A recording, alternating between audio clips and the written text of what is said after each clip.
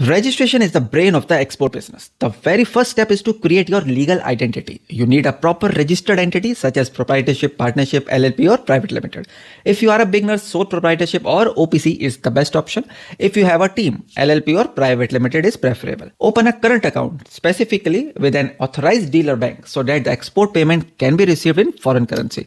Apply for IEC, Import Export Code. It's a PAN based and issued through the DGFT website. In India, most products are freely exportable except those in the restricted or prohibited list. Every product has an 8-digit ITC HS code which determines customs duty, export policy, documentation and restriction. For market research and buyer search, use sources like DGCIS data, Export Promotion Councils, Trade Fair and Exhibition. Comment M1 for 20 useful website links. Sample pricing and Incoterms. Once you find a buyer, they will ask for a sample. Send a quality sample. While deciding pricing, include freight, customs, logistic, insurance, bank charges, ECGC risk premium. Most important, Incoterms 2020 like FOB CIF.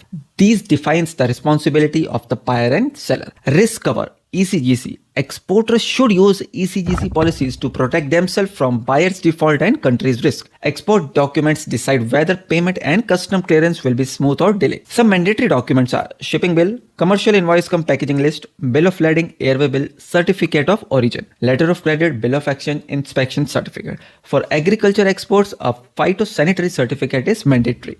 For shipping, warehouse, custom, packaging and documentation, you will need a freight forwarder and a CHA, customs house agent. For pre-shipment and post-shipment needs, banks provide packing credit. For raw material, labor and packaging. For post-shipment finance, up to 90% of invoice value. Packaging and labeling. Export packaging must be strong, moisture-proof and tamper-proof. Labels must include the shipper's mark and the country of origin.